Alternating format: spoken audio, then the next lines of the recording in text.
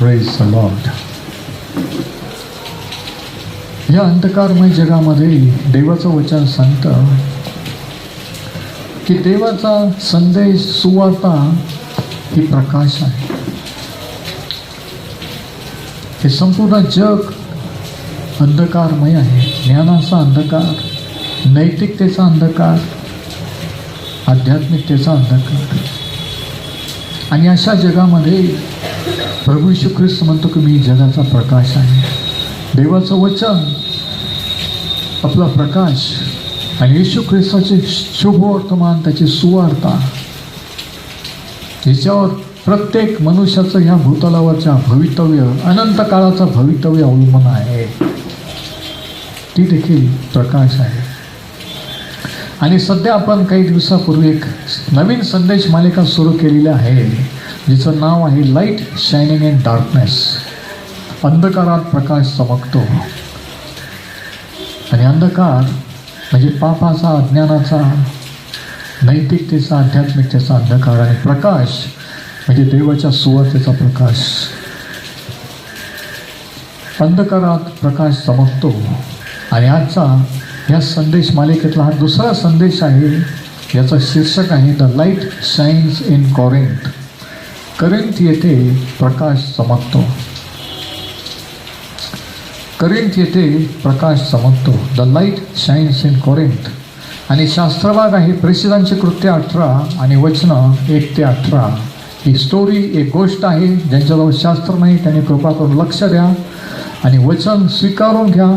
आणि मग जर तुम्ही अज्ञानाच्या, पापाच्या अंधकारात असाल तर निश्चितच देव तुम्हाला प्रकाशित केल्याशिवाय राहणार नाही.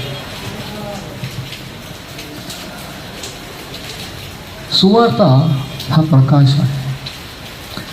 आणि प्रेषितांच्या कृत्येमध्ये आपण पाहतो की कशा रीतीने प्रभू येशूचे शिष्य सुवार्तेचा प्रकाश त्या काळातल्या जगात गाजवीत होते. आणि त्या काळामध्ये कोणतेही अत्याधुनिक तंत्रज्ञान नसताना, internet, satellite, cable, T V वगैरे नसताना त्यांनी त्या काळात सुवार्ता गाजवली आणि जगभर पोहोचले.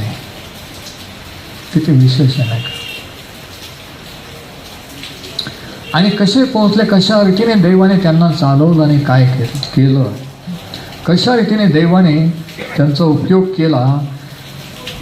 चर्च हिस्ट्री, मंडळीची सुरुवात, सुवार्ता कार्य प्रभू येशू ख्रिस्त स्वर्गात गेल्यानंतर शिष्यांनी कसं केलं. आपण जर या काळात त्याचे शिष्य आहोत तर आपण कसं करायचं. त्या काळातले लोक आपल्यापेक्षा फारसे वेगळे नव्हते. त्या काळातल्या लोकांचे प्रॉब्लेमसुद्धा आपल्यापेक्षा वेगळे नव्हते. त्या काळातही पाप, भ्रष्टाचार, हिंसाचार, अनैतिकता, अस्थिरता हे सर्व काही होतं. पण अशा जगात, अशा लोकात, अशा वातावरणात कसं देवाने कार्य केलं आणि कसं आजही कार्य करतो.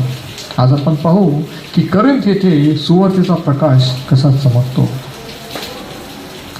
आणि तो प्रकाश सुवार्तेचा चमकल्यानंतर कोणताही समाज, कोणताही देश, कोणतेही लोक देव त्याच्या आत्म्याने, त्याच्या वचनाने कशा प्रकाशित करतो. आणि जे देवाने काळ केलं ते आजही तो करीत आहे. प्रभू येशू ख्रिस्ताच्या येण्यापर्यंत तो ते करत राहणार आहे. पण म्हणून प्रेषितांची कृत्य 18 आपण पाहतो की करिंथ या ठिकाणी पाऊल कशा रीतीने गेला आणि त्या ठिकाणी सुवार्ता कशी गाजवली आणि कोणती सुवार्ता, काय सुवार्ता गाजवली, त्याचा काय परिणाम झाला. आणि करिंथ येथील मंडळी किंवा चर्च कसं स्थापन झालं. की ज्या चर्चला, ज्या मंडळीला पहिले आणि दुसरे करिंथकरास पत्र हे 2 पत्र नंतर पावलाने लिहिले, ते करिंथ येथील मंडळीची सुरुवात कशी झाली. आता तुम्हाला माहीत आहे की करिंथ हे ग्रीस देशातलं एक गाव आहे, एन्शंट ग्रीस. आणि त्या ग्रीस देशामध्ये एक छोटंसं शहर होतं आणि आजही करिंथ. ज्यावेळेस पाऊल त्या ठिकाणी गेल्या त्या काळामध्ये ते एक मोठं मेट्रोपॉलिटन सिटी, दळणवळणाचं प्रमुख शहर होते. त्या शहराभोवती 2 बंदरं होते. आणि त्या काळचा रोमन एम्पायर किंवा रोमन साम्राज्य ह्यांची देखील सत्ता त्यांच्यावर होती. आणि महत्त्वाचं शहर असल्यामुळं बरेच देशातले लोक तिथून ये जा करीत होते, बिझनेसच्या कामानिमित्ताने तिथे येत होते. पॉलिटिकली राजकीयदृष्ट्या ते त्या काळात ग्रीसचं एक कॅपिटल सिटी, एक राजधानीचं शहर होतं. इतर देशाचे लोक येत होते म्हणून इतर देशाच्या संस्कृती, इतर देशाच्या चालीरीती सर्व होते आणि सर्व प्रकारचे लोक, आणि एक बिझनेस सेंटर, ट्रेडिंग सेंटर हे होतं. आणि अशा ठिकाणी एक दिवशी पाऊल तिथे गेलेला. आपण पाऊल तिथे गेला आणि मग काय झाला? 18वा अध्याय प्रेषितांच्या कृत्येचा पहिलं वचन. त्यानंतर तो म्हणजे पाऊल अथेने सोडून करिंथास गेला. तेव्हा पंत येथील अक्विला नावाचा कोणी एक यहुदा त्याला आढळला.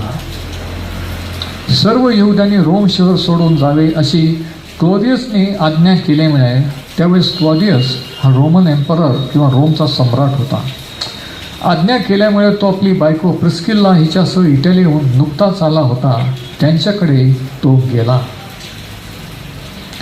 आणि त्यांचा व त्याचा व्यवसाय एक असल्यामुळं तो त्यांच्याजवळ राहिला आणि त्यांनी मिळून तो चालविला.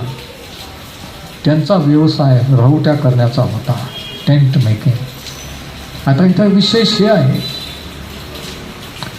की कशा रीतीने देव त्याच्या आत्म्याने प्रेषित पाऊलाला, प्रेषितांना, त्याच्या लोकांना चालवत असतो. एक नवीन शहर, एक नवीन लोक जिथं कोणी ओळखीचं नाही, पण देवाने त्याच्या आत्म्याने मार्गदर्शन केल्यामुळे पाऊल तिथे गेलेला आहे.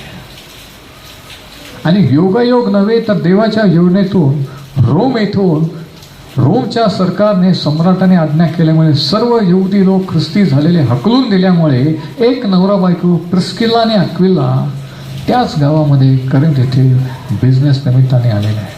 हा योगायोग आहे का? नाही. देवाच्या लोकांसाठी योगायोग, नशीब हे देवाच्या लोकांच्या डिक्शनरीत नसतात. पाऊल प्रार्थना करणार आहे, पाऊलाला देवाने पाठवलेला आहे, त्याला माहीत नाही, आणि हे नवरा बायको त्याच बिझनेस करणारे आहेत आणि ते नेमकं त्या शहरामध्ये करिंथ इथे आलेले आहेत. आणि बघा, देवाच्या योजनेतून ह्या पती पत्नीची पाऊलाची भेट झाली. किती विशेष आहे नाही का? देव कशा रीतीने त्याच्या लोकांशी भेटी घडवून आणतो. बघा, आता त्यावेळेस काही मोबाईल नव्हते, काही ॲड्रेस नव्हता, त्याला माहीत पण नव्हतं की नवरा बायको ख्रिस्ती झालेले आहेत आणि ते त्या ठिकाणी त्याच्यासारखाच बिझनेस करणार आहे, पण त्यांची भेट झालेली आहे. आता बघा ही गोष्ट. आणि काय झालं बघा, त्यांचा व्यवसाय देखील टेंट मेकिंग किंवा राहटी किंवा तंबूंचा होता आणि पाऊलाचा देखील तो होता. पाऊलाचा बिझनेस, पाऊलाचा व्यवसाय तंबू तयार करण्याचा होता आणि तो व्यवसाय करून जे पैसे येतील त्याच्यातून तो येशू ख्रिस्ताची सुवार्ता गावोगावी जाऊन पसरत होता. का बरं? चर्च त्याला मदत करत नव्हते का? हो, त्याने अनेक मंडळ्या स्थापन केल्या, पण त्याने कोणत्याही चर्चकडून ऑफरिंग घेतलं नाही. कारण ह्या ज्या त्याने मंडळ्या स्थापन केल्या, करिंथ, रोम, थेसलिका वगैरे, फिलिपाई, कलसे, या सर्व नॉन ख्रिश्चन ह्या विधर्मी मंडळ्या होत्या आणि म्हणून त्याला त्याची साक्ष टिकवायची होती की विधर्म्यांकडून पैसे घ्यायचे नाही, असं त्याने ठरवलेलं होतं. म्हणून तो स्वतःचा बिझनेस व्यवसाय करून सुवार्तेचा कार्य करत होता. कोण म्हणतं की फुल टाईम मिनिस्ट्री केल्यावरच देव त्याचं कार्य करू शकतो? व्यवसाय, काम धंदा करून देखील आपण देवाची सेवा करू शकतो. आणि बघा, या ठिकाणी तो त्या ठिकाणी आलेला आहे. या दोघं नवरा बायकोची भेट झाली आणि मग त्यांनी सांगितलेलं असेल की आम्ही कशा रीतीने आलो. आता हे ॲक्विला आणि प्रिस्किल्ला हे कसे, हे यावेळेस प्रभूचे कदाचित शिष्य झाले असावेत, म्हणूनच पाऊल त्यांच्याजवळ जाऊन राहिला. आता हे प्रभूकडे कसं वळले? ते रोमहून आले आणि रोममध्ये ज्यावेळेस पेंटिकॉस्टच्या दिवशी रोममध्ये जे लोक आले होते ते परत त्यांच्या देशाला गेले, त्यांच्याद्वारे यांना सुवार्ता कळली गेली. आणि म्हणून हे नवरा बायको देखील नवीन गावात, नवीन ठिकाणी आलेले आहेत.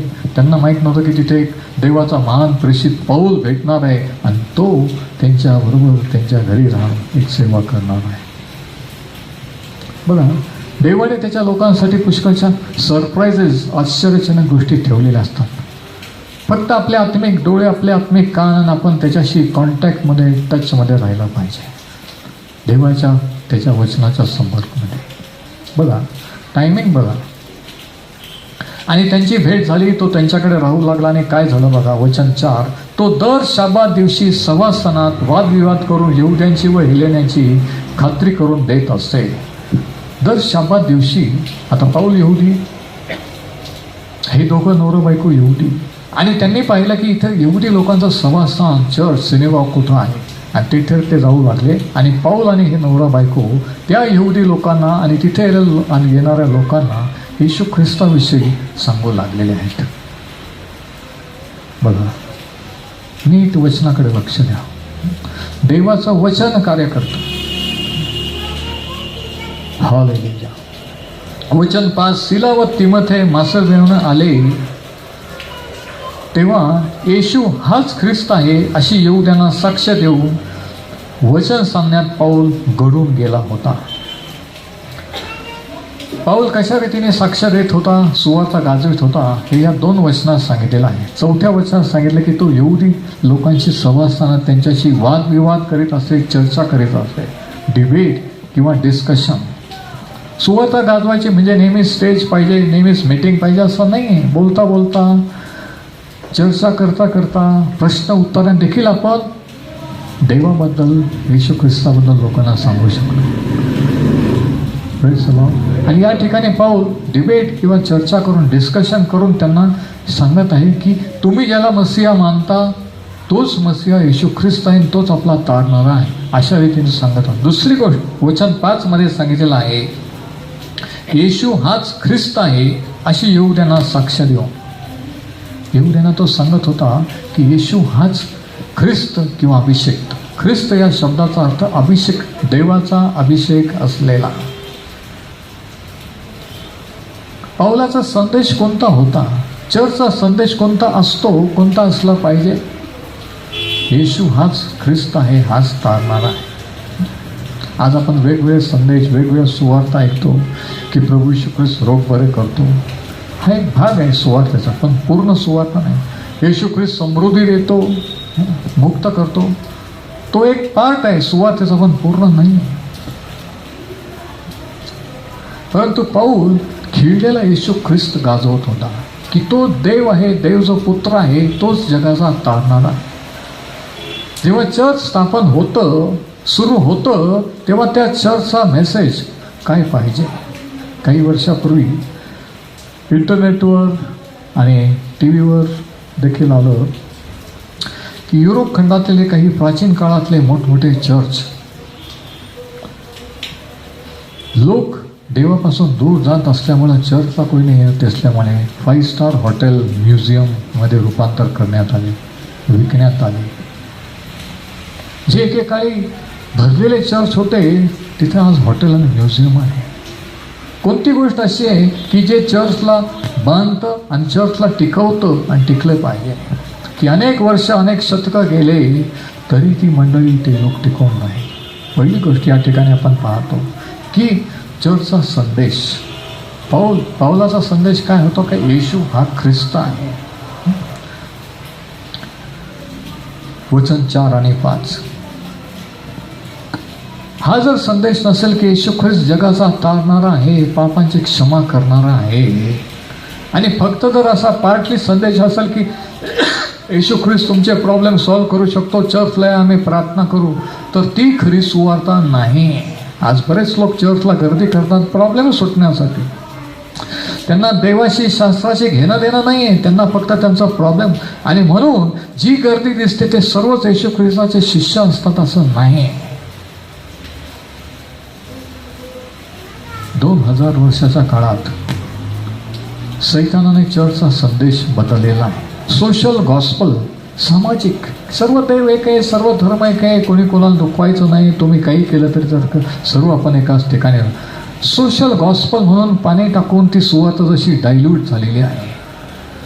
आणि म्हणून पाऊलाने आणि ह्या प्रेषितांनी त्या काळात ज्या मंडळ्या स्थापन केल्या, त्यांच्याजवळ प्रिंटिंग प्रेस नव्हते, टेलिव्हिजन नव्हते, कोणतंही तंत्रज्ञान नव्हतं, तरी जी तोंडोतोंडी सुवार्ता सांगितली, जी त्यांनी विश्वास धरून स्वीकारली, ज्या देवासाठी जीव द्यायला तयार झाले, दिला, तो महत्वाचा पाठ होता येशू ख्रिस्ताची सुवार्ता. आता बघा, करिंथ हे जसं काय आजकालचं लंडन किंवा न्यूयॉर्क असं एक प्रसिद्ध शहर आहे, तसं त्या काळातलं कोरिंथ होतं. का त्या काळात ग्रीक रोमन एम्पायर नंतर ग्रीक एम्पायर आला. इतिहास जर स्टडी केला तर रोमन साम्राज्य होतं जगावर राज्य करणं, त्याच्यानंतर ग्रीस साम्राज्य, ग्रीक म्हणजे कोरिंथ हे त्या काळातलं न्यूयॉर्क किंवा लंडन होतं. विचार करा. आणि अशा ठिकाणी पाऊल आलेला आहे. कधी वाटलं होतं की असे लोक बिझनेसमॅन बिझनेसच्या कामासाठी आणि त्या ठिकाणी सर्व प्रकारचे बिझनेस, सर्व प्रकारचे एंटरटेनमेंट धंदे चालत होते. खरं तर कोरिंथीकर म्हटल्यानंतर अतिशय दुष्ट भ्रष्ट असा व्यक्ती, कारण कोरिंथीकर लोक समलिंगी आणि सर्व प्रकारच्या अनैतिकतेसाठी जगभर त्या काळात प्रसिद्ध होते. बघा. आणि अशा ठिकाणी अशा ठिकाणी सुवार्ता कार्य करते, अशा ठिकाणी देव कार्य करत असतो का? की जेव्हा लोक फक्त पैशाच्या मागे, बिझनेसच्या मागे, एंटरटेनमेंटच्या मागे असतात, जगी गोष्टीत गुरफटलेले असतात. किती मोठं चॅलेंज होतं आणि किती मोठं चॅलेंज आजही आहे. पण जसं पाऊल म्हणतो की मला सुवार्तेची लाज वाटत नाही, कारण प्रत्येक विश्वास ठेवण्यासाठी, तारण करण्यासाठी तिच्यात देवाचं सामर्थ्य आहे. ह्या विश्वासाने तो सुवार्ता गाजवत होता. ह्या विश्वासाने तुम्ही आणि मी सांगायचं असतं की आपले शब्द, आपलं ज्ञान एखाद्याला वळवणार नाही आहे, तर देवाच्या वचनाचं जे सामर्थ्य आहे ते त्यांना देव प्रगट करणार आहे. पुष्कळ वेळेस काय होतं की आपला विश्वास आपल्या स्वतःवर असतो. आपण स्वतःकडे पाहतो आणि आपण म्हणतो की मला नाही वाटत मी सांगितल्यावर काही परिणाम होईल. आणि मग तर पहिली गोष्ट, पावलाने त्यांना ख्रिस्त गाजवला. पण काय झालं? वचन 6, परंतु ते त्याला अडवून अपशब्द बोलू लागले. तेव्हा त्यांनी आपले वस्त्र टाकून त्यांना म्हटले की तुमचे रक्त तुमच्या माथ्यावर, मी निर्दोष आहे, आतापासून मी परराष्ट्रीयांकडे जाणार.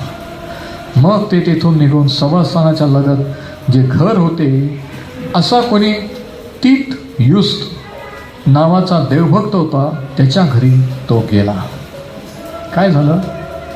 दर रविवारी, दर शनिवारी सभास्थानात वादविवाद केला. शास्त्री पुरुष यहुदी लोकांना मोशेच्या नियमशास्त्रातून, जुन्या करातून सांगण्याचा प्रयत्न केला की ज्याची तुम्ही वाट पाहत आहात तो येऊन गेलेला आहे, तो येशू ख्रिस्त आहे, तोच तारणारा आहे.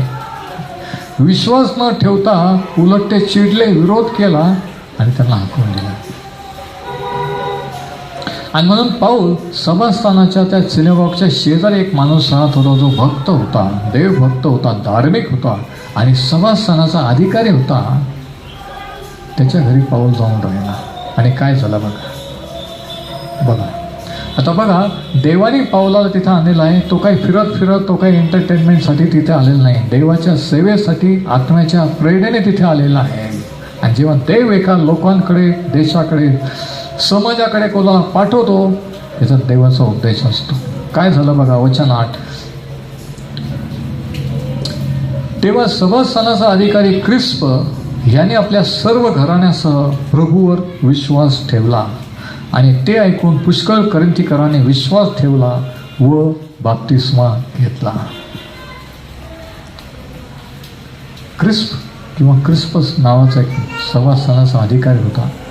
आणि त्यांनी ऐकलं की पाऊल आणि ॲक्विला प्रिस्किला जे सांगत आहेत, आणि त्यांनी विश्वास ठेवला. आणि कोरिंथीकर काही लोक पण होते, नॉन ख्रिश्चन, म्हणजे ग्रीक कोरिंथीतले, त्या सभास्थानात येत होते. आणि त्यांनी पण येशू ख्रिस्ताची सुवार्ता ऐकली, त्यांनी विश्वास ठेवला. आणि अशा रीतीने कोरिंथीकराचा मंडळीचा जन्म त्या ठिकाणी झालेला आहे. तर या ठिकाणी आपण पाहतो की how the Corinthian church was born. Corinth येथे सुवार्ता कशी गेली, कोरिंथीकराचा चर्च कसं स्थापन झालं. आणि मग तर पहिला पॉईंट, पहिली गोष्ट आपण हे शिकतो की चर्चची सुरुवात ही कशी होते, सुवार्तेने होते. येशू ख्रिस्त कोण आणि त्याने काय केलं हे गाजवणे, हे सांगणे, हा पाया, that is the message of the church. आणि ज्यावेळेस चर्च त्या संदेशापासून, त्या वचनापासून दूर जातं, त्यावेळेस ते चर्च राहत नाही. ती फक्त एक बिल्डिंग राहते. ते लोक फक्त धर्माने, नावाने ख्रिश्चन असतात, ते ख्रिस्ताचे राहत नाहीत. आणि आज आज आपण पाहतो की ही सिच्युएशन, हीच परिस्थिती जगभर पाहायला मिळते. तर पहिली गोष्ट आहे the message of the church, Christ crucified. कोरिन्थीकरास पहिले पत्र याचा 2रा अध्याय जर आपण वाचला, कालांतराने जेव्हा पौलाने ह्याच कोरिन्थीकरांना पत्र लिहिलं तेव्हा तो काय म्हणतो बघा. पहिले कोरिन्थ 2:1-5 तो म्हणतो, बंधुजन हो, मी तर तुमच्याकडे आलो तो वक्तृत्वाच्या अथवा ज्ञानाच्या श्रेष्ठतेने देवाचे रहस्य तुम्हाला सांगत आलो असे नाही. सुवार्थ सांगायला वक्तृत्व किंवा ऑरेटरी किंवा काही फेमस स्पीकर हे असावं लागत नाही. तो म्हणतो मी तसं आलो नाही, कारण येशू ख्रिस्त म्हणजे वधस्तंभावर खिळलेलं येशू ख्रिस्त याच्याशिवाय मी तुमच्याबरोबर असताना दुसरे काही जमेस धरू नये असा आम्ही निश्चय केला. माझा एकच संदेश होता, तो म्हणतो एकच गोष्ट मी तुम्हाला सांगत आलो की येशू ख्रिस्त कोण आहे, त्याने काय केलं. वधस्तंभावर खिळलेलं येशू ख्रिस्त हा पावलाचा संदेश.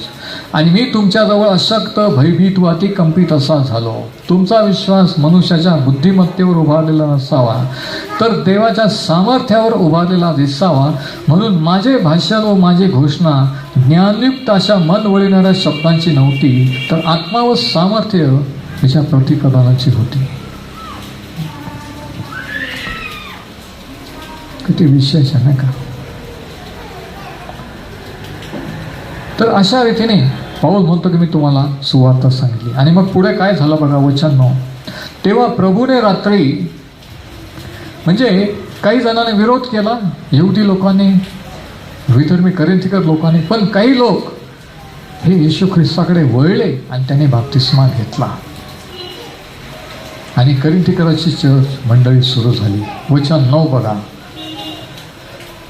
तेव्हा प्रभूने रात्री पावलाला दृष्टांतात म्हटले, भिवू नको, बोलत जा, उगा राहू नको, कारण मी तुझ्याबरोबर आहे आणि तुझे वाईट करण्यास कोणी तुझ्यावर येणार नाही. आणि आता आहे का, कारण या नगरात माझे पुष्कळ लोक आहेत. तो त्यांच्यामध्ये देवाचे वचन शिकवीत 1.5 वर्ष राहिला. देवाने काय सांगितलं की घाबरू नको. विरोध जरी झाला, यहुदी लोकांकडून झाला, तरी ह्या शहरामध्ये, ह्या कोरिन्थ मेट्रोपॉलिटन सिटीमध्ये मी निवडलेले माझे पुष्कळ लोक आहेत. कदाचित पाऊल प्रार्थना करत असेल की खरंच इथली मिनिस्ट्री यशस्वी होईल का, लोक देवाकडे येतील का. प्रत्येकजण कामधंद्यात, बिझनेसमध्ये बिझी आहे, त्यांचे वेगवेगळे देवे आहेत आणि कोणी वळेल का. म्हणून देवाने त्याला दर्शन देऊन सांगितलं की भिवू नको, मी तुझ्याबरोबर आहे, तू बोलत जा, तू माझ्याविषयी सांगत जा, कारण ह्या शहरात मी निवडलेले पुष्कळ लोक आहे. दुसरी गोष्ट या ठिकाणी आपण पाहतो मंडळीबद्दलच्या 3 महान सत्य, 3 great truths of the church. पहिलं मंडळीचा संदेश, the message of the church, सुवार्तेचा संदेश की खिळलेला येशू ख्रिस्त. दुसरी गोष्ट देवाची सार्वभौमता. परमेश्वर म्हणतो की मी निवडले लोक येत आहेत आणि तू बोलत जा. आता बघा इकडे बघा, देवाची इच्छा नाही कोणाचा नाश व्हावा, पण आपल्याला माहिती आहे की सर्व जगाचं तारण होणार नाही, सर्वच लोक त्याच्याकडे वळणार नाही. इकडे बघा मी काय म्हणतो ते. देव कसं कार्य करतो. येशू ख्रिस्ताला जगात पाठवलं, त्याचं मरण सर्व जगासाठी आहे, पण तो कोण आहे, त्याने काय केलं हे जोपर्यंत सांगितलं जात नाही तोपर्यंत कळत नाही. कळल्याशिवाय विश्वास ठेवत नाही. आणि मग विश्वास ठेवल्यानंतर देवाला जे माहीत आहे की जे लोक त्याच्याकडे वळतील, जे त्याला जन्मापूर्वी माहीत आहे, जगस्थापनेपूर्वी माहीत आहे, ते लोक त्याची वाणी, सुवार्तेची वाणी ऐकू ते त्याच्याकडे वळतील. आणि या रीतीने देव कार्य करतो. म्हणजे जोपर्यंत तुम्ही आणि मी देवाचं वचन, येशू ख्रिस्ताची सुवार्ता, देव कोण, येशू ख्रिस्त कोण हे सांगत नाही, तोपर्यंत कळणार नाही की देवाने किंवा त्याने काय केलं. आणि जोपर्यंत कळणार नाही विश्वास ठेवू शकणार नाही. आणि म्हणून रोमकारास पत्रात पाऊल लिहितो रोमकारांना की ऐकल्याशिवाय ते कसे विश्वास ठेवतील, विश्वास ठेवल्याशिवाय त्याचं कसं तारण होईल, आणि पाठवल्याशिवाय देवाचे लोक त्यांच्याकडे कसे जातील. म्हणजे अगोदर देव पाठवतो, ते वचन गाजवतात, निवडले लोक विश्वास ठेवतात आणि देवाच्या राज्यात येतात. Praise the Lord. ही पद्धत आहे. आणि म्हणून पावलाला देव उत्तेजन सांगते की तू निराश होऊ नको, तुझे प्लॅन बदलू नको. ह्याच करीन शहरामध्ये निवडलेले पुष्कळ लोक आहेत, फक्त तू सुवार्ता गाजविला. आणि मग पुढच्या वचनात दिलं की 1.5 वर्ष तो तिथं राहिला. जे वळले प्रभूश्वर विश्वास ठेवलं त्यांना देवाचं वचन शिकलं. 1.5 वर्ष त्यांनी त्यांना वचनात ट्रेन केलं, वाढवलं. बघा या ठिकाणी आपल्याला हे पाहायला मिळतं की देवाने त्याचे निवडलेले लोक कोणत्याही शहरात, कोणत्याही देशात, कोणत्याही समाजात आहेत असतात, पण त्यांच्यापर्यंत देवाविषयीची सुवार्ता, येशू ख्रिस्ताची सुवार्ता सांगितली गेली पाहिजे. आणि ते काम देव करणार नाही, ते काम देवाच्या देवदूतांना दिलेलं नाही आहे, तर ते काम आपण जे तारण पावलेले ते आपल्याला दिलेलं आहे. किती विशेष आहे नाही का. देवदूतांना वाटतं की सांगावं, पण देवदूतांना हे क्रेडिट नाही आहे. आपल्याला हे श्रेय दिलेलं आहे, आपल्याला हे सौभाग्य आहे की आपण वचन सांगू आणि आत्म्यांचा तारण होईल आणि ते देवाकडे वळतील. म्हणून येशू ख्रिस्ताची सुवार्ता गाजवणं हे एक सौभाग्य आहे. ह्याच्यापेक्षा मोठं कार्य जगात कोणतंही नाही. समाजकार्य कोणी करू शकतो, किती दुष्ट पापी मनुष्य सुद्धा चांगले कर्म धर्म करू शकतो आणि सत्कर्म करू शकतो, पण त्याने तारण नाही आहे. तारण हे येशू ख्रिस्ताच्या द्वारे आहे. तर दुसरी गोष्ट, सुवार्ता सांगितल्यानंतर किंवा सांगताना ही ध्यानात ठेवली पाहिजे की देवाने त्याचे लोक निवडलेले असतात, पण कोण आहेत मला माहीत नाही आहे. म्हणून प्रत्येकाला मी सुवार्ता सांगितली पाहिजे, म्हणजे आहेत ते बरोबर वळतील. प्रभू येशू म्हणतो की माझे लोक माझी वाणी ऐकतात. आपल्याला माहीत नाही की या नाशिकमध्ये तुमच्या घराण्यामध्ये समाजामध्ये शेजारी कोण आहेत, पण आपलं काम सर्वांना सांगण्याचं आहे. मग जे देवाने निवडलेले जगस्थापनेपूर्वी, त्यांच्या जन्मापूर्वी ते बरोबर त्याच्या राज्यात येतील. ते कोणत्या जातीचे असो, धर्माचे असो, किती प्रॉब्लेममध्ये असो, टॉप बिझनेसमॅन असो किंवा कोणी असो. Praise the Lord. तर ह्या रीतीने देव कार्य करतो. तर देवाने त्याला सांगितलं की मी निवडलेले पुष्कळ लोक आहेत. आता 13वा अध्याय जरा मागे गेलो आपण. 13व्या अध्यायात आपण पाहिलं की कशा रीतीने एक दिवशी पाऊल आणि हे शिष्य एका गावामध्ये एथेन्स येथे गेले आणि तिथं कोणी ओळखीचं नव्हतं. नदी किनारी गेले, काही स्त्रिया तिथे आलेल्या होत्या आणि तिथून त्यांनी सुवार्ता सांगायला सुरुवात केली. मागच्या संदेशात पाहिलं. आणि 13व्या अध्यायाचं 48वा वचन बघा. या ठिकाणी परत हेच सत्य सांगितलं आहे, जे म्हणतो परमेश्वर की मी पुष्कळ लोक निवडून ठेवलेले आहेत. 13:48 13वा अध्याय 48वा वचन. हे ऐकून परराष्ट्रीय आनंदित होऊन त्यांनी देवाच्या वचनाचा महिमा वर्णिला. तेव्हा जितके सार्वकालिक जीवनासाठी नेमलेले होते तितक्यांनी विश्वास ठेवला. म्हणजे काय, देवाने सार्वकालिक जीवनासाठी लोक नेमलेले आहेत का? हो. पण जोपर्यंत त्यांच्यापर्यंत सुवार्ता जात नाही ते कसे काय देवाच्या राज्यात येतील? म्हणून सुवार्ता सांगणं हे गरजेचं आहे. आणि म्हणून या ठिकाणी लिहिले की जितके सार्वकालिक जीवनासाठी नेमलेले होते तितक्याने विश्वास ठेवला. विश्वास कोण ठेवतो? ज्यांना देवाने, ज्यांची नावं अगोदरच जीवनी पुस्तकात लिहिलेली आहेत, ज्यांना देवाने निवडलेलं आहे, तेच येशू ख्रिस्तावर विश्वास ठेवतात आणि तेच त्याचे होतात. आणि ते खरं चर्चची खरी मंडळी.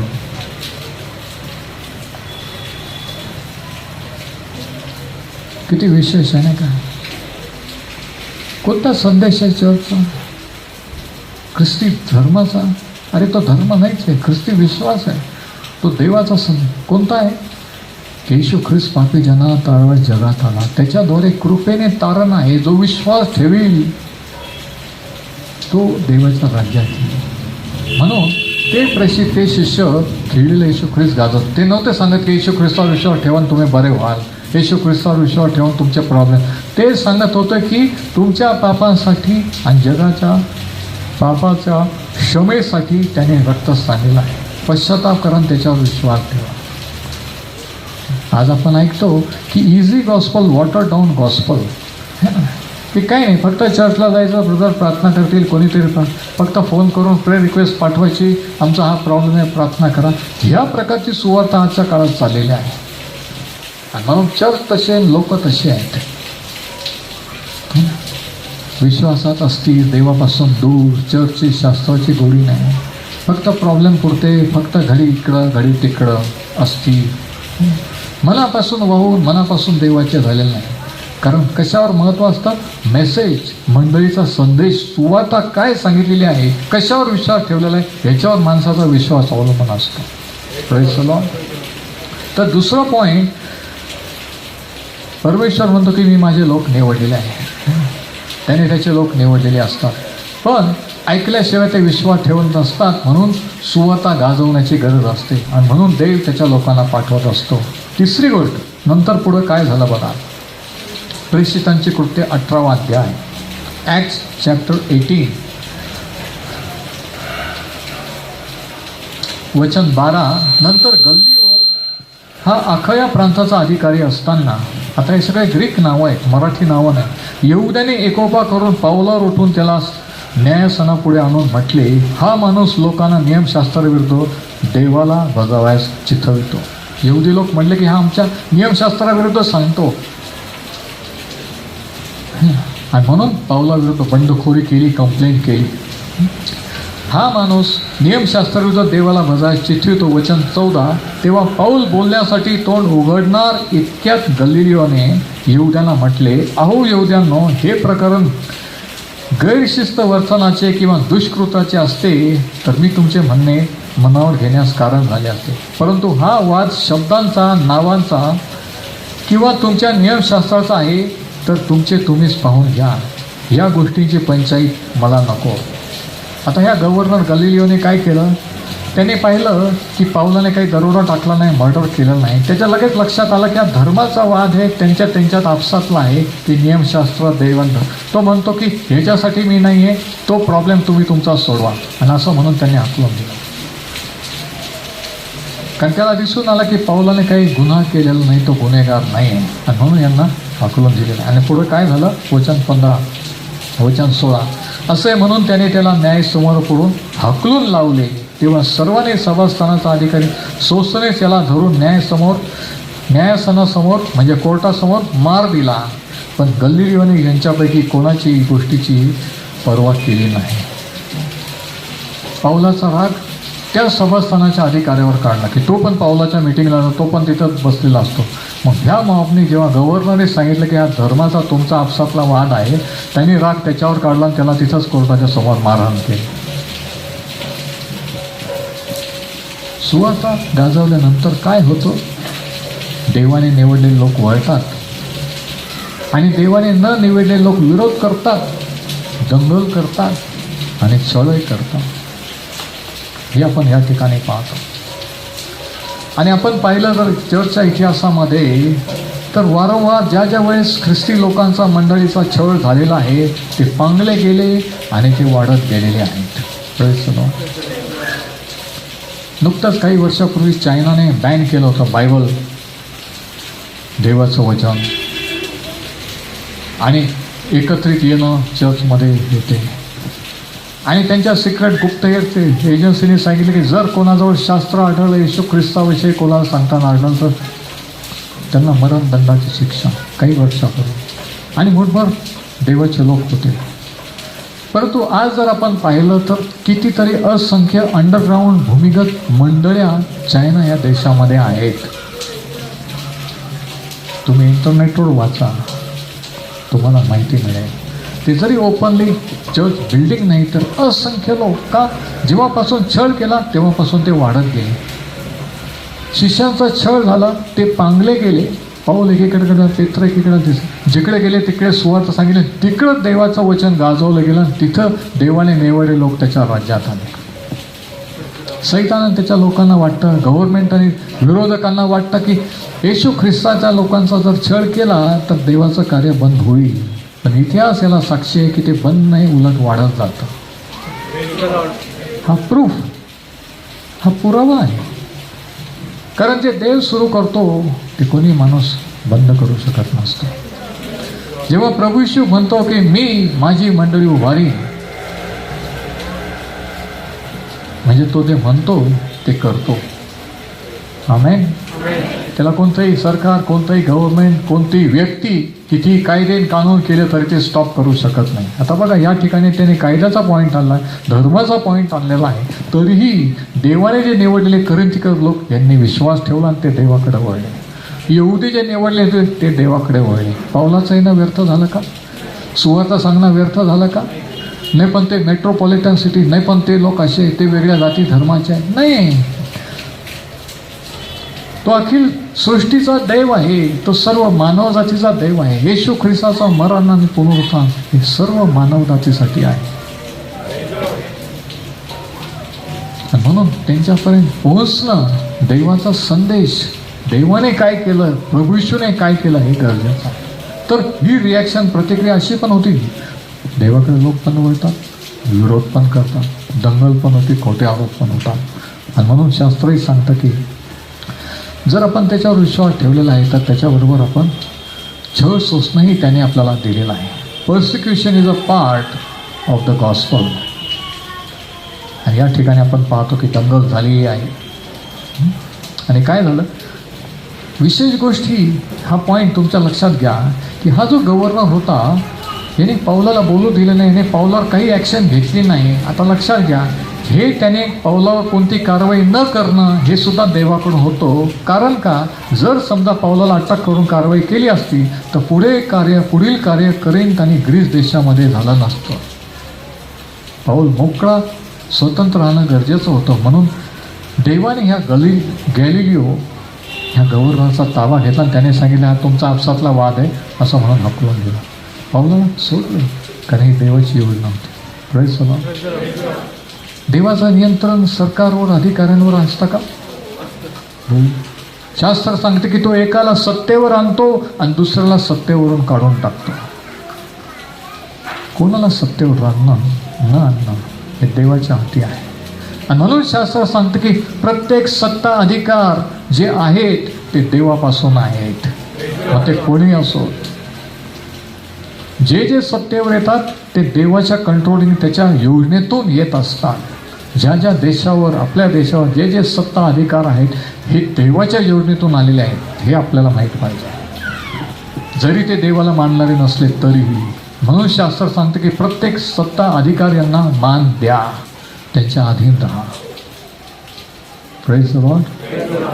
हे किती विचित्र, बुद्धीला न पटण्यासारखं आहे नाही का, की जेव्हा ख्रिस्ती ऑर्गनायझेशन, संस्था जे म्हणतात की पार्लमेंटमध्ये आमचा प्रतिनिधी पाहिजे, की ज्यावेळेस अन्याय होतो मोर्चे काढत.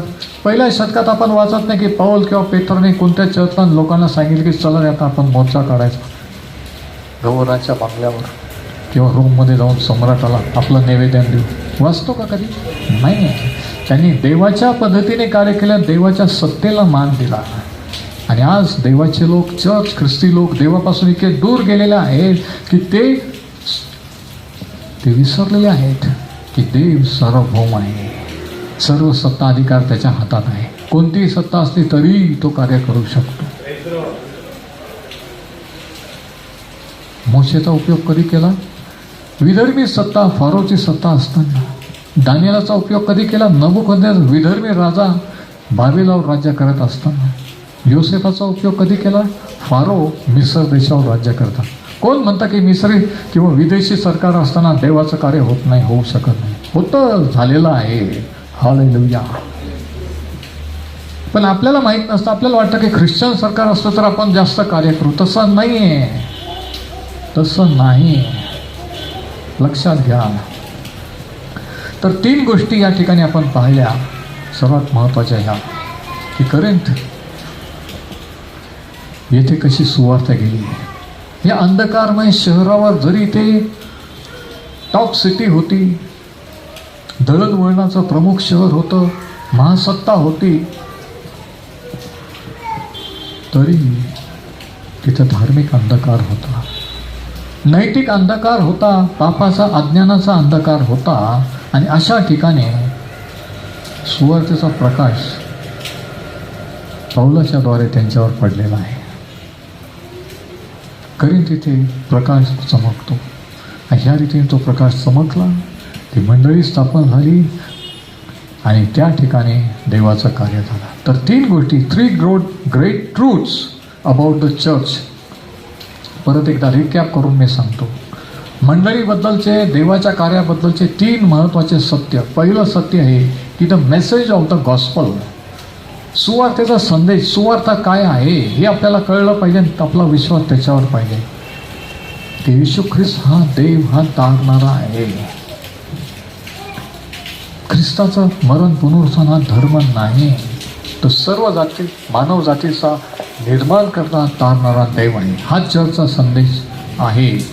दुसरी गोष्ट आपण पाहिलं की तारण हे देवापासून असतं.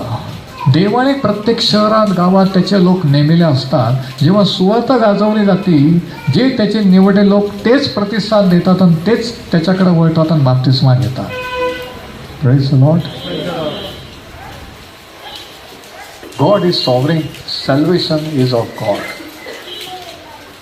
म्हणून आपलं काम, माझं तुमचं काम फक्त सुवार्ता सांगण्याचं आहे. आणि जे देवाने निवडलेले ते बरोबर वळतील आणि त्याच्या राज्यात येतील. Praise the Lord. आणि तिसरं सत्य आहे की मंडळी किंवा देवाची मंडळी स्थापन झाल्यानंतर विरोध आणि छळ हा होत असतो, अटळ आहे. Persecution is a gift for the church. प्रत्येक इतिहासाच्या काळात आपण पाहतो, आजही जिथं जिथं सुवार्ता कार्य तिथं विरोध आहे, तिथं छळ आहे. जी व्यक्ती घरातून देवाकडे वळलं, घरच्यांचा विरोध आहे, समाजाचा विरोध आहे, लोकांचा, सरकारचा विरोध आहे. कारण प्राचीन काळापासून ते होत आलेले आहे. देवाचं आणि सैतानाचं राज्य की सर्व जग त्याच्याकडे वळणार नाही, सर्वच त्याच्यावर विश्वास ठेवणार. पण जे देवाने निवडलेले आहे, देव त्यांच्या शोधात आहे. म्हणून सुवार्ता त्यांच्यासाठी गाजवायची की त्यांनी देवाच्या राज्यात यावं. आणि म्हणून तिसरं महान सत्य चर्चबद्दलचं आहे की ती persecution is a gift for the church. छळ हे मंडळीसाठी देणगी आहे. कारण ज्या वेळेस विरोध छळ झाला त्याच्यावेळेस देवाचे लोक पांगले गेले, वाढत गेले. तुमच्या बाबतीत विचार करा. ज्यावेळेस चांगलं चाललेलं असं तुम्हाला शास्त्र वाचावं असं वाटत नाही, चर्चला यावं असं वाटत नाही. पण ज्यावेळेस कोणीतरी विरोध करतं, प्रॉब्लेम होतात, छळ होतो, त्यावेळेस काय होतं? ब्रदर आमच्यासाठी प्रार्थना करा.